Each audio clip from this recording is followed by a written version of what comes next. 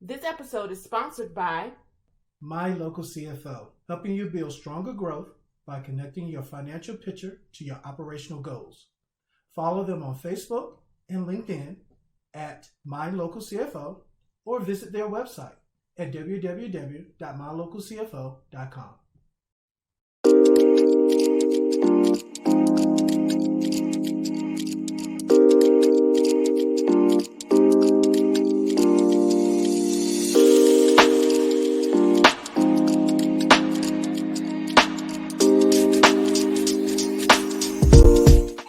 Hey, it's the More Than I Do podcast with Cherelle. And Derrick. So happy to be with you today. Are you excited? I'm always excited. You sure? Yeah. What are you excited about today? I'm just excited to be on camera with my lovely wife and partner. Is that right? Yeah. Oh, he's trying to get some brownie points today. Well, it is Cherelle and Derrick, and we are here with the More Than I Do podcast where we talk about being married and in business. Why? Because no one else is talking about it. And we've been married for 16 years and in business for 9. And I think I've learned a little bit that I can share. We definitely have something to say, right? We do. So thanks for tuning in tonight. We are excited to be here. And tonight we're talking about who's the boss. Well, I already know the answer to that. Who's the boss? Well, what's the answer? Since we can just wrap this show up. We're done, folks. You got to stay tuned in to see. All right. So who's the boss? So, we talked about this title this week and kind of what we're going to talk about, getting it together. And it really stemmed from a conversation that I saw on TV where someone had dialed in and was asking the host, I am the boss of the business, meaning they're the CEO. They run the day-to-day. But I work with my husband and he's the head of the house, and so how do I balance those two? Because sometimes he says to me, you're being too bossy, or that was work, now you're home, that type of thing. How do you turn it off and turn it on and that type of thing and still be a wife, a mother, all of those things that you need to be, but then be the boss when you need to be it, at work or in the boardroom or wherever you may be?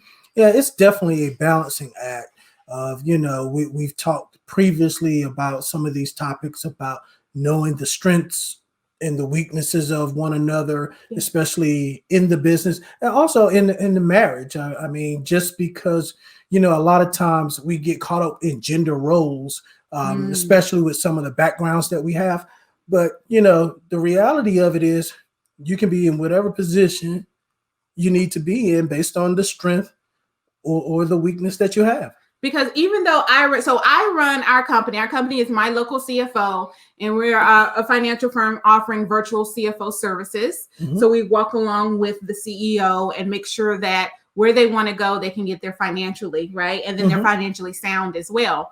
But the question is, so I run the day-to-day of that. And I know this was an issue when we kind of first started our business because you were seeing a whole different side of me that you didn't see because we didn't work together originally, right? And we truly believe that when you work together, you get to see the work person and the home person because those can be two separate people. Yeah, definitely. I definitely have a work personality versus a home personality. And so, yeah, working together, you get to see both sides of it. And, being a financial firm as we are, and my education and all of my experience is in accounting and finance and those type of roles, but yet she's the boss of the organization. It took a little bit to get used to because from a technical standpoint, I felt like I was more qualified. You are more qualified. Which I feel like you are more qualified from a technical aspect. Absolutely. But when it came to running the operations of the business, that's where I was more qualified. Definitely. And so one of the reasons why we decided that I would be the CEO and kind of run the vision and the strategy of the company itself, right? Mm-hmm. So I remember us having some conversations about you stop telling me what to do. You just tell me what to do all the time. And we weren't at work. We were actually at home. Can you delve into that a little bit? Do you remember that? Well, like I said, it took a little getting used to. I mean, I'm not used to someone bossing me around all the time. One thing she found out about one of my work styles, I don't like micromanaging. I like knowing the whole picture and then fulfilling what I need to do to make sure that the picture is successful and it gets done. Yeah. And was I a micromanager? I think during that time, it was a little bit of micromanaging and a little bit of my ego.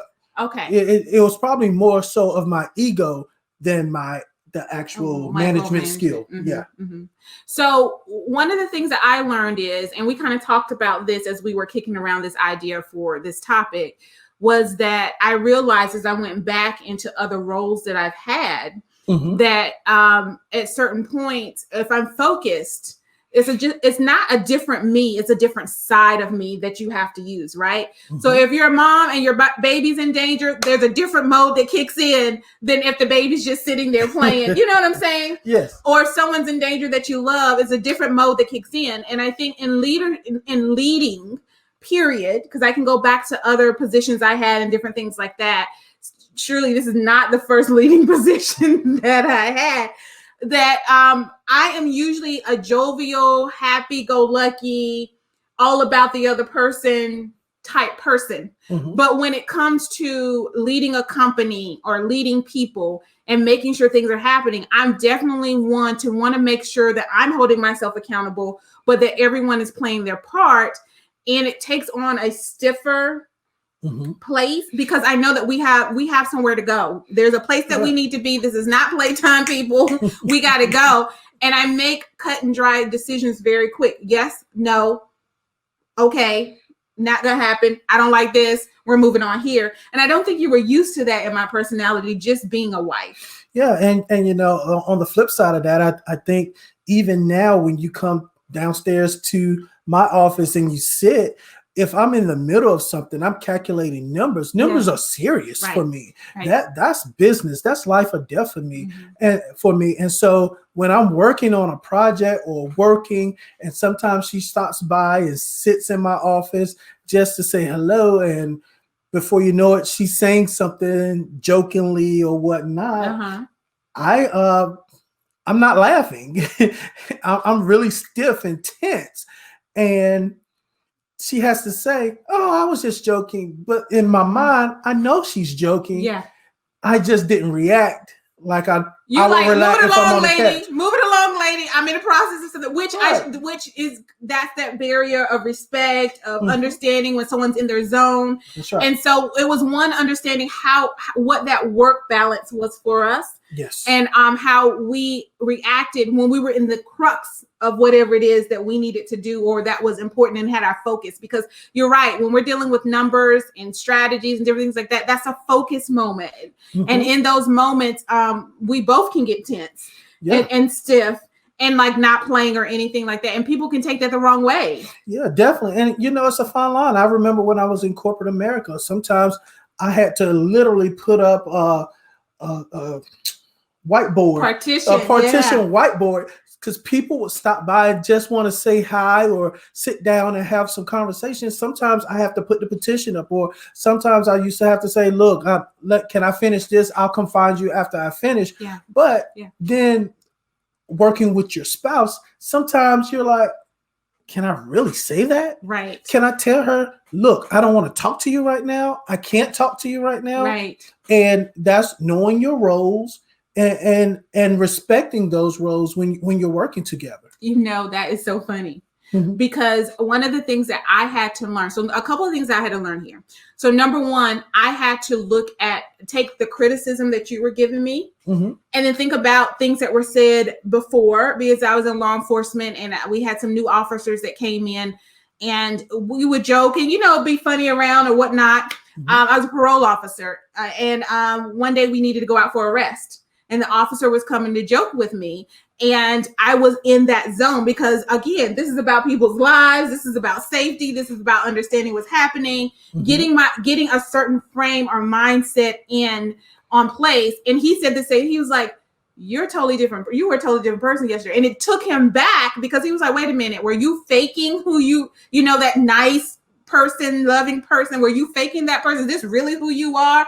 Which I think he wanted to call me some choice words, probably, but he didn't. He was respectful. He didn't. But that was kind of the sense that he was getting. So looking at that and then taking in what you said, it's not about getting on the defensive with your spouse or other people, because it could be staff, it could be whoever. I think it's about, one, putting a mirror up to yourself.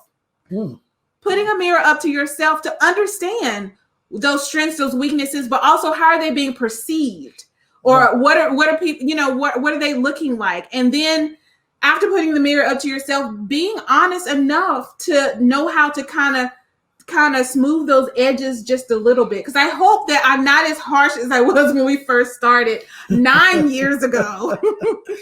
I know I have moments. I don't think it's days now, because then it was days, right? Yes. Like every day. Like every day. Like every single day. But now it's just a moment here and there. So you're definitely getting better. Well, thank you. But then the other piece of that is for the other person to respect the role that you play. I remember that we had I was working with a client, and I needed to do some things with the staff, and I knew some of the staff members as friends, right? They like, we weren't hangout buddies, go over each other's house, but we were very cordial for over the years. Sure. And then when we got the contract and started working with them, and one of the staff members said something to me I'll never forget. She said, "Look, I can't talk to you right now. I just need to let you be who you need to be to get done what you need to get done." But that was a respect for understanding that I'd stepped into a different role. And in that moment, I needed to be or act or say certain things that normally, if we were just hanging out, I wouldn't say. It wasn't my place to say. But in this role, I have to say these things. Definitely. And, speaking from that standpoint, working with your spouse, you can't let disagreement or something spill over from the home front in the office as well, because then you're already coming at your partner incorrectly because of a conversation or discussion at the home as well. So you definitely have to have those boundaries and respect the roles. Boundaries. So it's not let your home life spill into your work life, but vice versa as well, right? Correct. Vice versa, meaning that, okay, we've got to figure out these office times, this office or whatever. And I know we try to do that. There's some things I want to talk about, a little bit of how we try to do that. But before we do that, how did you attack your ego? Because I talked about a couple of things of looking at myself and things. How did you attack your ego and your pride to respect some of those lanes that I needed to step in to be that person? That's a very good question. It wasn't easy. It took some self-reflection, and it took me to realize what is truly the bigger goal here. Because I could have continued to provide pushback, and we would have stumbled or crawled along. But I knew to get where we wanted to go, I had to really step back so we could take leaps and bounds, because I saw where we wanted to go. I know where we wanted to go, or where we want to go, but I knew I wasn't fully equipped to take it there without giving her the freedom that she needs. Yeah, absolutely. Wow, babe, you just racking up all kinds of brownie points tonight.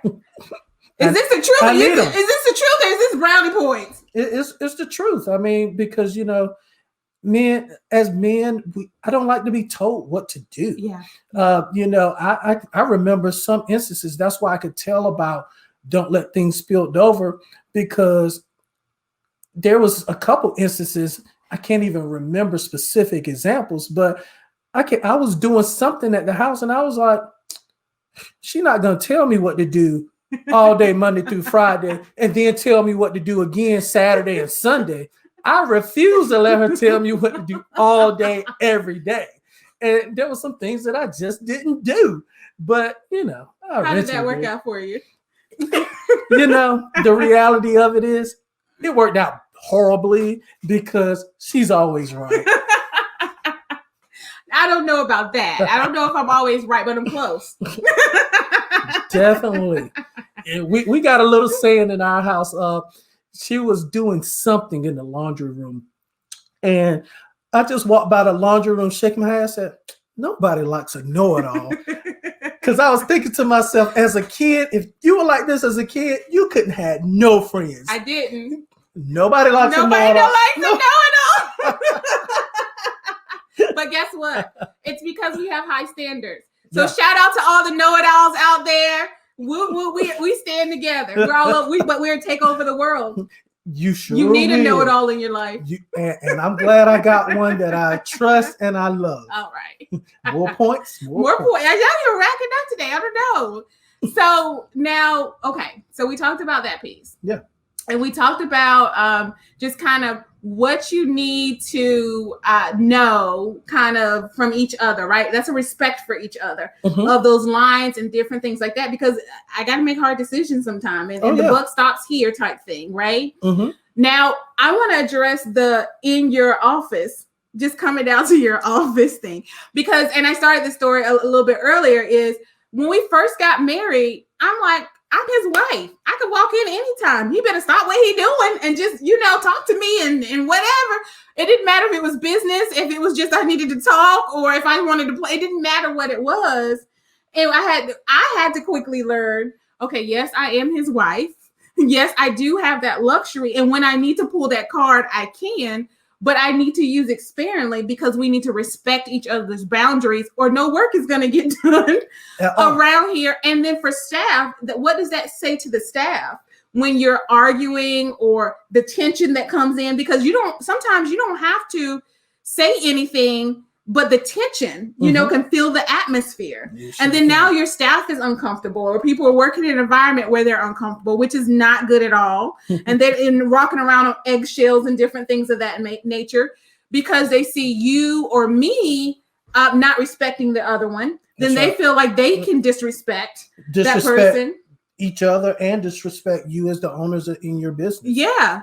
And so I think those are some things that from a staff perspective, and then let's take it home. Kids look at how you engage and how you treat each other.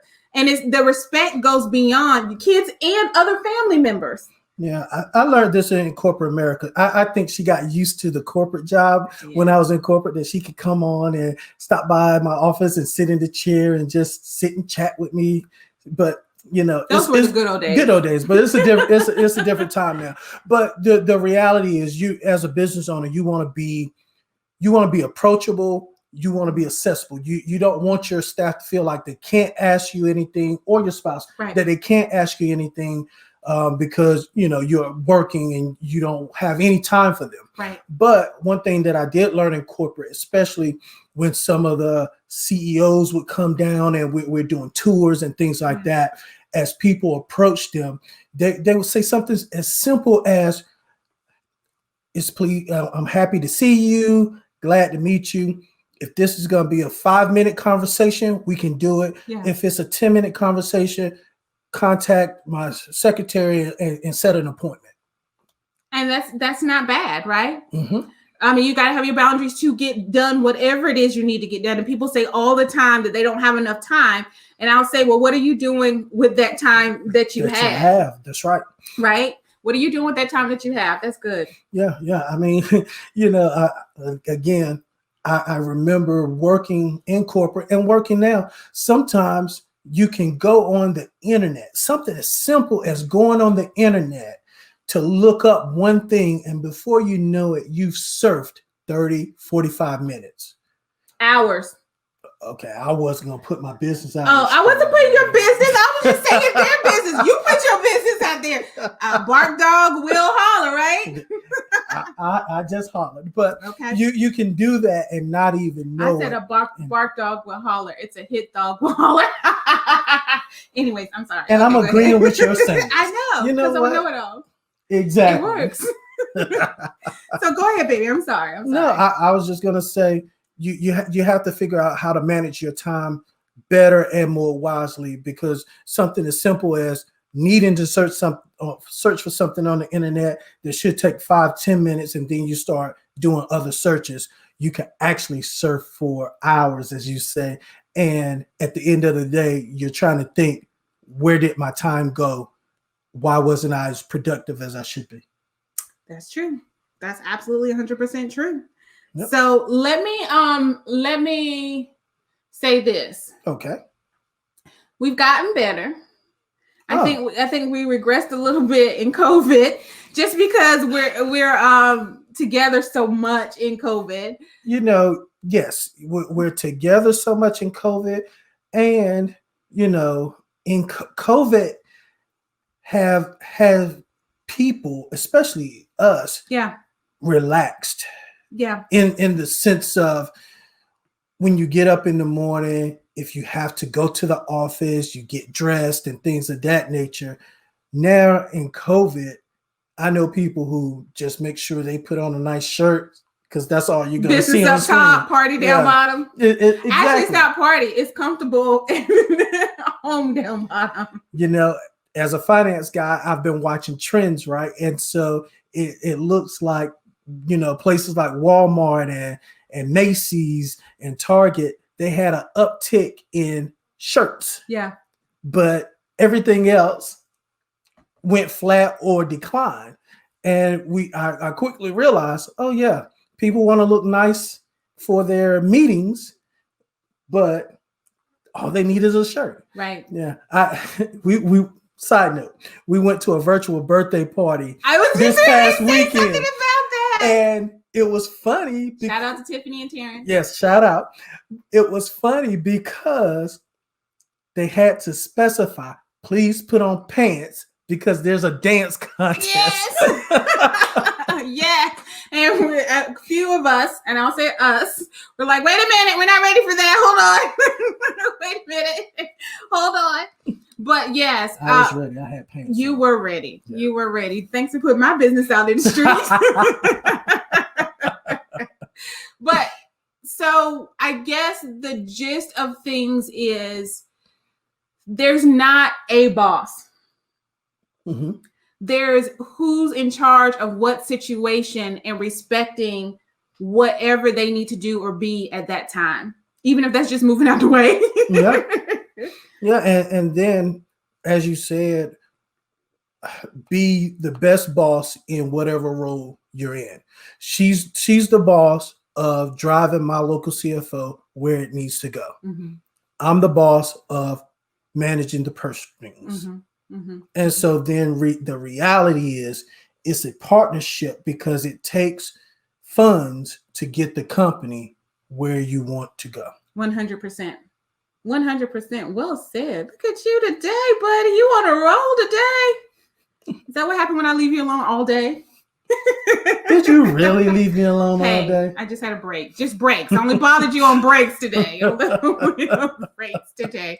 But no, I think you're absolutely right. Is understanding that everybody has a role to play. Mm-hmm. There's no small person. Oh, yeah. Just because one may be seen more or you may be in a support role at this time. There's times when I'm in a support role for you and you're seen more. Mm-hmm. Right. And then I let you take the lead. That's right. It's not like I try to run over you and lead you in that. You have the expertise that you have, and I support you and let you take the lead. You know, that's one thing I can remember my grandmother and parents just telling me, doesn't matter what your job is, you just be the best at whatever your job is. 100%. And I think if you really have that philosophy in any role, you will be successful regardless of what your job is. Not only being the best, but then just respecting and trusting your spouse in what their role and their job is in. Mm-hmm. I'm gonna add to that a little bit. That's a good add because I do have to trust you. Mm-hmm. You know, I can honestly say when we first said I do, I'm not sure I could honestly say I truly trusted her 110%. Mm-hmm, mm-hmm. You know, I still collected the bills, paid the bills.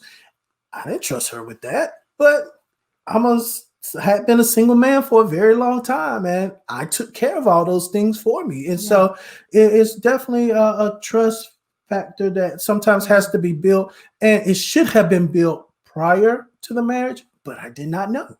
Yeah, some things you don't know when you go into marriage, and you have to figure them out and work them out, and that's where the communication comes in. Mm-hmm. to say, I could be the boss and you can be the boss, and we can be okay with whoever's leading at the moment because they're the best person to lead. That is correct. I think that's a great place to say, thank you for tuning in. I didn't know where you was going with that. I didn't know if you wanted to talk about something. But, I can always talk. I can always talk. And I was going to say, most time, especially if you're like me, you don't like to talk all the time. You can talk and you will talk, but you don't like to talk all the time. You're not a talker, huh? Wants to talk all the time. Okay, we're not a talker. You know what? I am. Okay. I feel like I'm an introvert. He wants to be an introvert so bad. But I have extrovert tendencies. So and the older you get, the more the extrovert comes out. Yes. Okay. And so over the last couple months, I actually have strained vocal cords. So don't know how it happened, but it seems like when people are talking through their mask, and I get loud when I talk with my family because we get excited and happy to see one another. I was with family and I must have been talking very loud and I strained my vocal cords. Now, when I tell people I have strained vocal cords, they're like, oh, I didn't know you could sing. When they get healthy, I want you to sing for me. I'm like, no. I didn't get it because I'm a singer. I got it because I actually was talking very loudly through my mask. Moist air, cold, and moisture in the air is just a perfect storm. Perfect storm. So if you're wearing your mask, make sure you have a really good mask and try not to overexert your voice. Yes. Nevertheless, the doctor told me, well, you have to do some exercises and you need not to talk. I was like, that's great. Because when she starts talking, I don't have to say anything. So I was like super happy for a little while. Comes to find out, I do a lot more talking than I thought. I'm in rooms by myself talking. I'm talking to commercials. I'm talking to the football game. And I looked at myself and I said, what is wrong with you? You can't shut up. What is wrong with you? So I guess I am a talker, but you're a talker too. So I'm not in denial. We're going to be a talker together. All right. Sounds good to me.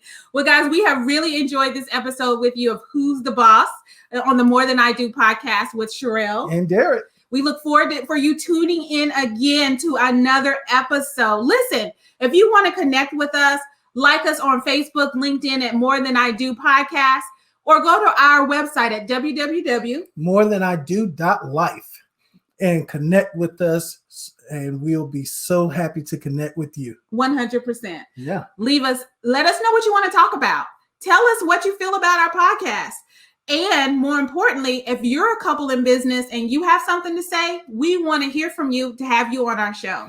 Definitely, because we're not really know-it-alls. We know something, but we're not know-it-alls. And so we would love to have your stories on our platform as well. Absolutely. So once again, Facebook, LinkedIn, that's More Than I Do podcast, or our website at morethanIdo.life. Have a good night. Bye, guys. This episode is sponsored by My Local CFO, helping you build stronger growth by connecting your financial picture to your operational goals. Follow them on Facebook and LinkedIn at My Local CFO, or visit their website at www.mylocalcfo.com.